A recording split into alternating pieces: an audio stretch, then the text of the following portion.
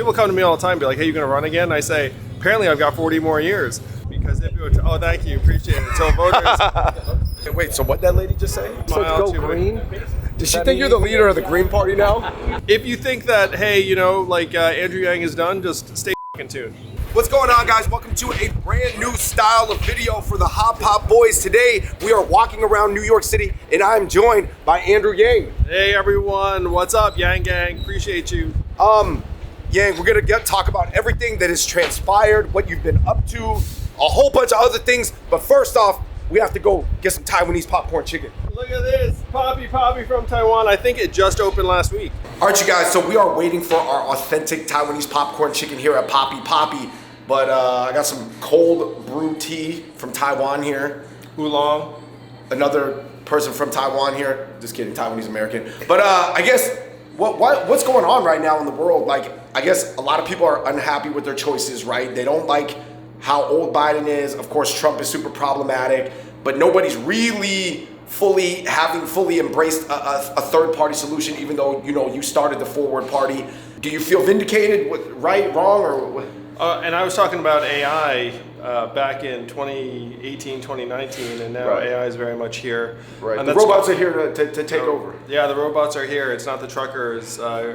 First, it's going to be coders and artists, unfortunately. Was that an interesting development? We thought it was going to be the physical robotics, and it's actually really the chat GPT. Yeah, it's happening in a different order than I thought, but the other stuff's happening too. I mean, you look at manufacturing plants and service workers, a lot of retail is being impacted. So, you know, some of the stuff's happening even faster than I thought it would. It does make me sad. I agree with you, David, that there's a lot of what the heck are we doing? What are we going to do? A lot of pessimism.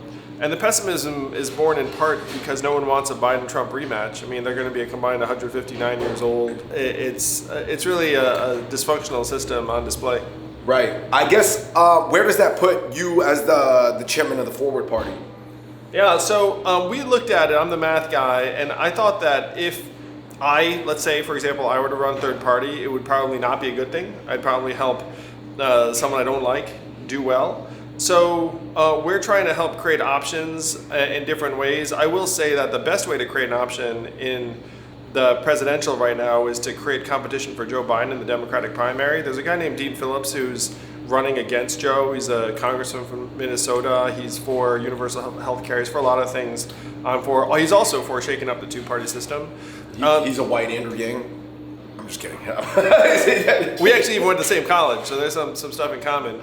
Yeah, you don't want to say it. You're like, yeah. I mean, I don't know. Maybe you like him. He's your friend. He's my friend. Real quick, can you so just address out, real quick though, because ahead, a lot please. of people watching that are on the left, they're not going to like that you just said that. And they're going to go against you as some of the people. No, so you're saying that the competition for Biden is good. Do you see what I'm saying? A lot of people on the left will be like, yeah, competition for Biden is good. Because, you know, they're different folks. Right. There's different factions within a party, right? There's different subgenres. And the way you let those factions play it out is you let them vote and compete. If you had a competitive primary, then you'd have Joe and Marianne Williamson and Dean Phillips on the debate stage. But the DNC saying, no, let's not debate. But there are going to be votes cast starting January 23rd in New Hampshire. If Dean Phillips upsets Joe Biden in New Hampshire, then it's game on, and I personally would love to see it. Isn't it realistically, and I'm being completely honest here, because they don't want Biden's brain to shut down on stage during a debate with other Democrats, and that just seems like that would just be blowing the whole mission up. You know, right? Like, yeah. And so the dude's 81. If his brain completely like shuts down in the middle, and his team is trying to minimize occasions where he's going to be performing and thinking on his feet in that way. So they want nothing to do with the debate, but I think that's part of the problem. And one of the things I'm saying is, look, if you won't debate Dean Phillips, Marianne Williamson, then how are you going to do against Trump, and RFK in the general? So, you know, if your guy can't get there for the primaries, why is he going to get there in the general? Right. So that's what I guess is interesting right now about everything. I guess, what can people do other than, because you're talking about obviously an internal thing within the Democrats, but what beyond that? Like, let's say I don't even want to be involved in the whole sphere of politics at all. I'm unhappy. I'm a citizen. I'm of voting age, I'm registered, what can I do? Well, so if you want to avoid politics altogether, and this would make sense for a lot of people, I'm saying just take care of yourself, your business, your health. Take walks outside. Turn off your phone, though. Obviously, just watch Fung Bros videos. But generally speaking, because social media is a downer in a lot of ways. Politics is a downer. What's happening out there in the world is often a downer. So if you want my honest advice as to like, hey, eschew politics, just do you, and that's totally cool. If you do want to get involved with politics, though, I think Dean Phillips is a great way to go. I think supporting someone who's running that you like is a great idea. Andy Kim running for Senate in New Jersey is awesome. Evan Lowe running for Congress in California is awesome. Do we have to support all Asian candidates, or is only the ones that are like progressive? Check out candidates as individuals, but certainly I will confess that I give them a much longer look if they happen to be Asian. On the state of the world right now, we're talking about the pessimism. Here, please dig into this. You know what's going to make you optimistic? Some Taiwanese fried chicken and calamari rings and oyster mushrooms, right? Right, from Poppy. I guess what I'm saying is like, is the state of the world legitimately super unstable, or is it a social media narrative? Because I've also read a devil's advocate opinion that the world, the health is up, healthcare, medical tech is up. So, and there haven't been as many major wars until recently. So actually we were in a 20-30 year period of like really great stability. I've also heard that argument, but it was just a media narrative that everything's always bad. The problem is that no one trusts institutions anymore. And if you don't trust institutions, then it's hard to feel positive about your future. Because you look up and say, hey, who's going to be looking out for me moving forward? I think that institutional mistrust combined with lack of affordability makes people legitimately ticked off, sad. Because, when I ran for president, I said, look, the American dream is just your kids are going to do better than you did. And if you're young, it's like that you're going to do better than your parents did. And the odds of you doing better than your parents are now below 50-50. So, that's a legitimate problem. Right. And that's one reason why I still want to see something change at that level. And I know it sucks. I mean, I know you're just like, I like someone, maybe it was even me. Didn't work out, so I just want to turn it off. But the problems are still there. And at least for me, thanks to many of you, I still feel like I can make a difference. So like I'm grinding away. Andrew Yang, address the haters. Yeah, please address the haters, because there are people on the internet out there, whether they're Asian, non-Asian, some of them are your former fans, and they're like, yo, Andrew Yang's washed. Obviously, I know that you're still a very capable person and you're still doing a lot of things, but I'm just saying that may be like an internet perception you see on a platform, let's just say Reddit, for example. I get it, and I appreciate everyone who went to bat for me. I will tell you that, on my side, I still feel like I'm capable of all sorts of things. I still got millions of followers and fans, a mailing list of, 6 figures. I can go on TV anytime I want. And right now, I'm boosting a candidate who I think can make a difference in people's lives. And I got to say, both behind the scenes and in front of the camera, I feel like we're moving really, really significant levels of resources. So for those people who are like, hey, you're out on Yang, it's cool. I'm just going to be here doing my work. And then when you decide to check back in, you'll be like, oh, this is actually really cool shit. Like, I'm the co-chair of the third biggest political party in the country by resources in year 2. My co-chair is a former 2-term governor of New Jersey. If I decide to back a candidate, I can raise 5 and 6 figures for them. And I'm picking people who I think are awesome, who might even do something awesome for you. So, That is true. I had no idea who Dean Phillips and Andy Kim were until recently when you started putting them on.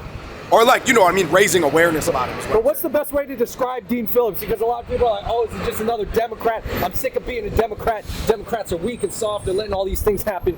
Who is Dean Phillips? Yeah. What is it? The best way I describe Dean Phillips is the CEO of Talenti Gelato, which is this upstart ice cream company that you guys probably know. Right, he really owns a gelato company? He was the co-founder and CEO of Talenti Gelato that grew in all of our freezers and some of our households, and then got sold to Unilever. He's a business dude, build a positive entrepreneurial type. And so when he looks at something like our messed up healthcare system, or what's going on with our government. He says we can do better. So that's who Dean Phillips is. I tell him all the time, I was like, dude, just lead with Talenti Gelato, because people would be like, oh, clear containers, twist off top, Right. Innovation. That's the kind of thing we need. Also, by the way, he's 54, which is like our current leaders minus 2.5 decades. And he's so a pretty, like, that's an upgrade. Let's just put it in simple terms here. He's a pretty moderate Democrat, right? Like, I know he's very, he wants to be tough on crime, and he wants to be, He's a reasonable dude. He likes police officers as an example, but he also wants universal health care. He's pragmatic. He just wants to get shit done. I would agree with the vast majority of what he would do, including, by the way, shaking up the two-party system. He wants to have a nonpartisan cabinet. He wants to have a youth cabinet where there's a young person from every state. He wants to shake things up. But what's fun is that because he's a reasonable guy, people think like, oh, this guy's not going to do anything dramatic. He's actually a stealth transformational figure. what does that mean? Like, you don't look at him and say, oh, this guy's going to change everything, but if he gets in the White House, he's going to change more than any president in our lifetimes. All right, you guys, we've moved on to another section of our walk and talk with former presidential candidate Andrew Yang. We're going to be talking about a lot of Asians in politics. What better place to do that than Panda Express? Panda Express, let's go. What is your Panda Express order? I like their... Please say mushroom chicken for me. That's mushroom chicken and the teriyaki filet. Listen, guys, we're in a Panda Express eating Chinese American food. We got a Chinese American sauce, and we have a Chinese American political candidate. Yo, do you want to split this apple pie egg roll with me real quick? I definitely do. All right, man. Yo, they have apple pie egg rolls here. I don't remember Panda Express having this, so. It's a new item. $2. Let's go. We're here. We got. That's a mixture of East and West, by the way. We have to acknowledge the apple pie egg Yeah, roll I is- mean, but we're talking about how American apple pie is. This reminds me of McDonald's apple pie. That's not a bad thing, you know what I mean? yo, dude, this is pretty good. Is this us in a nutshell? That egg roll apple pie? Get the apple pie egg roll at Panda Express. It just dropped this holiday season. What's the situation? You're supporting Andy Kim out in New Jersey. Yeah. He's running for senator. Yeah, U.S. Senate. He's going to go from Congress to Senate, right? Yeah. What's the situation in a nutshell? He's running against the First Lady of New Jersey, Tammy Murphy. And she's a Democrat. She's a Democrat. She's the wife of the current governor. But a new poll came out that shows Andy up 23. Because guess what? Andy's been out there grinding in the community for the last 6 years. And before that, he was in the Middle East, the State Department. When people find out about Andy, they're like, ooh, this guy's an actual... Why didn't the Democrats get behind Andy? Why did they run the governor's wife instead of this guy who's been dedicating his entire life to the game? It's because the First Lady of New Jersey said, hey, I should be a senator, you know? I mean, and then the machine, frankly, the machine has gone behind her, because if the machine has a choice between First Lady or scrappy Asian congressional candidate or congressman, then they choose the First Lady. But I think the voters are going to vastly prefer Andy Kim. So check out Andy Kim running for Senate in New Jersey. Wouldn't it be great to have a young Asian American senator out of Jersey? I think it's going to happen. Okay, so you left the Democratic Party. I got to be clear with you, though. Today, so far, you have only supported Democrats on camera. On camera, sure. But I mean, I was supporting Lisa Murkowski, who's running for Senate in Alaska. She's an R next to her name. She was against a Trumper. And one of my problems with the Democrats is they see what goes on the Republican side. They're like, oh, it's all Republican. There's a vast difference between some Republicans who voted to impeach Trump, like Lisa Murkowski, and then some other more MAGA types. So we've been getting behind good people of any party. It's a lot of fun and a lot of independence. So you're saying that's something, obviously, the Forward Party is doing. You're not just playing the lines. Oh, no. I mean, the joy of being an independent is you get behind a good person of any political party, but Andy Kim's a great, great leader, and he happens to have a D next to his name. It's cool. Why do you think there's so many Asian or South Asian candidates or Asian candidates that are running as Republican this year? You've got, obviously, Vivek Ramaswamy. Nikki Haley is getting real closer than a lot of people thought. Well, I think Indians have a slightly different situation in that, and it's also not true that all Asians are on one side of the aisle or the other.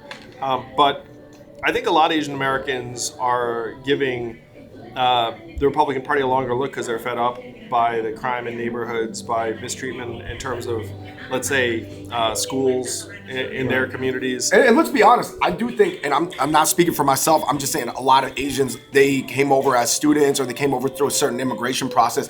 There may not be the same 100% relatability to the current migrant situation, right? Yeah, I mean, most Asian Americans, in my opinion, just want stuff to work. And so if stuff's not working, you look up and say, who's in charge? And if it's Democrats in charge, they say, maybe I'm for the other team. One of the problems with the system is that there are only these two sides. And so if you don't like what's going on, then you have to choose the other side. And then people think, you're for everything that this other side represents. Most of the time, it's not true. Most of the time, you're like, look, I just want my streets to be safe, my school to be good for my kids, be able to have a small business or a job that I can actually imagine a better life for myself. As long as those things are there, I'm happy. And if those things aren't there, then I start looking around saying, okay, who do I need to kick out? But why does this practical, whether you want to call it hyper moderate or hyper centrist view, why is it just, it doesn't get people fired up? How come the moderate is not? The middle's not sexy. How come the middle is not sexy? When you say moderate, middle, centrist, it's not sexy. It's not emotional. It's not getting the well, first what I just said, which is get stuff to work better, I'm not even sure that's moderate. I think that's just common sense, that's sensible, that's rational, that transcends any political ideology. The thing is, if you look at what plays on social media and in the media, it's like certain cultural arguments or trying to villainize someone from the other side. Make people emotional. Yeah, make people emotional. And the disease is that things get worse in your community and you just look up saying, who am I supposed to vote out of office to make this change?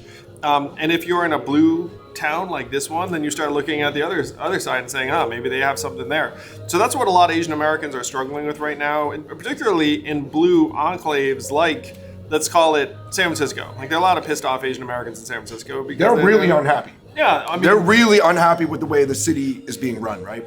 Yeah, and so, by the way, you know what's happening in San Francisco, as an example? So the incumbent Democratic mayor, London Breed, is running for re-election, and I think that's crazy. I think that city needs a change in leadership. And so everyone's like, oh, shoot, do we have an option here? And so there's not an Asian running against London Breed, but there's a guy named Daniel Lurie, who's an outsider, and I'm going to suggest worth a long look if you're a pissed off Asian in San Francisco. I'm personally supportive of Daniel Lurie.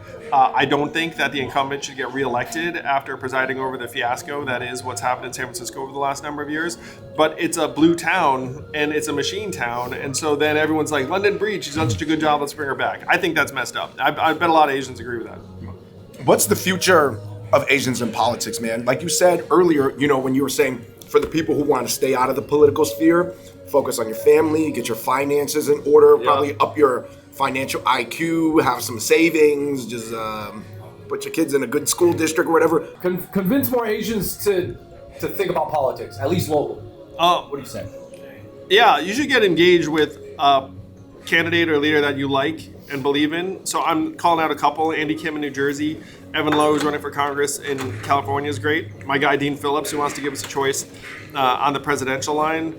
Just find a person that you're excited about and say, okay, look, I'm not necessarily getting into politics, but I like Andy Kim. Let's get him into the Senate. And then you'll see, Andy Kim won't let you down, by the way. Andy Kim's a great guy. Evan Lowe won't let you down. Dean Phillips won't let you down. That doesn't mean that they're all going to win, but they're all genuine leaders who want to try and do right by you. And then if they get into office, you can be like, all right, fantastic. Let's see what they can get done.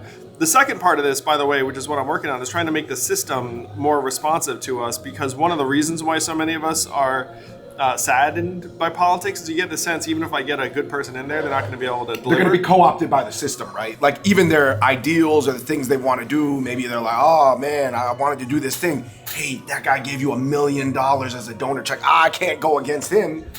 Yeah. You have a lot of machinery in place that wants to keep things from changing in a way that helps people.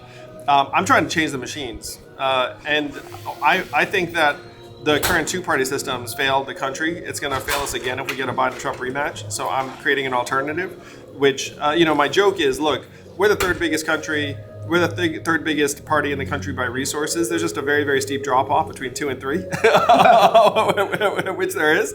But, in year 2, having dozens of elected officials, having a former governor and cabinet secretary as my co-chair. I mean, we're doing all right. We just got on the ballot in South Carolina and Utah.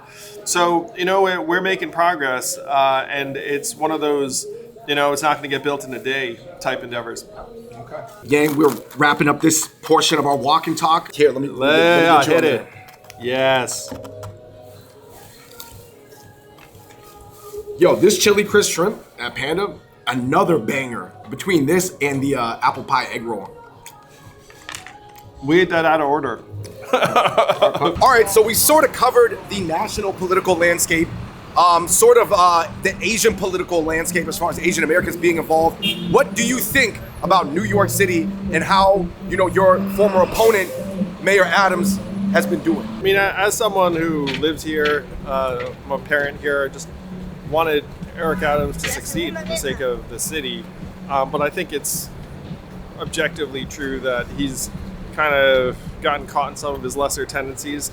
And makes me sad, not surprised. Well, when you say lesser tendencies, are you talking about popping bottles with models, or you don't care about that? You're talking about on a policy level. Yeah, I mean, he's got a tendency towards cronyism and like cutting corners, seeing rules as optional, and it seems like his administration is getting swamped in those kinds of controversies and scandals, which would be okay if his administration was doing a great job, but they're cutting things like library hours on Sundays. Right. I heard they might cut 3K or pre-K. Yeah, they're cutting 3K, which is for 3-year-olds. They're cutting the next 3 police classes, which strikes me as one of the last things you would ever want to cut when you're still dealing with concerns around public safety. So, it's sorely disappointing. I do think there's a great chance that he does not wind up with a second term. And at this point, I think the city should be ready to move on. Okay. I guess, you're not going to run again for the mayor of New York. No, I want to see to it that, there's a mayor everyone's excited about. If there's someone that I'm convinced would do a great job, then, I might get behind them and support them. The reason I ran last time was I didn't see that candidate. So I take things year to year. Right. I guess, what can people do, man? But what about New York? Like, what's the future of New York right now? Obviously, you've got a mayor that a lot of people are pretty unhappy with. Like, everybody's in this place of pessimism, cynicism. Like you said, I think institutions are what America is known for, to have that is better than other countries. If the trust in those institutions is evaporating, then what? So my 2 things is, number one, if you don't have faith in institutions, you can still have faith in people. You can still find human beings. You're like, look, I think that's a good person. I'd like to see them. So it could be you guys. It could be the Fung Bros. Be like, hey, love their videos, want to support them in any way, buy the chili oil. It could be a figure like Andy Kim or Dean Phillips or Evan Lowe or even me. But it's also about hopefully modernizing institutions. It's like if our political system doesn't work so well, maybe we should have ranked choice voting, open primaries, and things that make it work better. And there are folks who are trying to make things better still, So, find a person you believe in and find a way to make it so you actually can get excited about an institution again. All right, you guys, so we have arrived at the bodega. I'm going to get a turkey, egg, and cheese with lettuce and tomato with all the works. Excuse me? Hey, can I get a turkey, egg, and cheese with lettuce, tomato, onions, grilled onions, and everything? All right, you guys, we got our turkey, egg, and cheese here, salt, pepper, ketchup. Looking good. Oh, I inherited half of this? Yeah. It's a good order. What do you want, young Asians who are into politics? It's not that there's as many, right? But there's certainly some, and they feel underfed. They've seen your story. They saw a meteoric rise. And obviously, I know you're still doing a ton of stuff, but I guess on the shallow side, it looks like a meteoric fall. I run into young people all the time who'd be like, oh man, loved you in the campaign. And in person, they're still all love. And even from my perspective, that there's nothing like a presidential campaign. You know what I mean? You go and you have this incredible movement, and you're trying to get something done, still trying to get the same things done. You can't necessarily have the same level of energy around you all the time as when you're on the cusp of a presidential election. But I'm the same person I was before that run than after that run. And still just trying to get great things done. But being out in the world, people come up to me all the time, just like, "Hey, man." Yeah. Like, you know, it's like, I can confirm this because while we've been filming this video on the west side of Manhattan, I don't know, I think you've had like 8 or 9 people be like, "Hey," like, and it was all good vibes. yeah, because people sense that I was trying to help them. I'm still trying to help them. And, you know, you might not see everything I'm doing, still trying to help. If you've been following me, all to the good. But one of the things my wife says is like, look, in political terms, I'm still freaking young. I mean, one of my jokes is people come to me all the time and be like, "Hey, you going to run again?" And I say, apparently I've got 40 more years. You know, but there's a lot of stuff to be done between now and then. And if you think that, hey, you know, like Andrew Yang is done, just stay fucking tuned. Hey man, what a way to end our very first Walk and Talk episode of the Hop Hop Boys. Oh, good.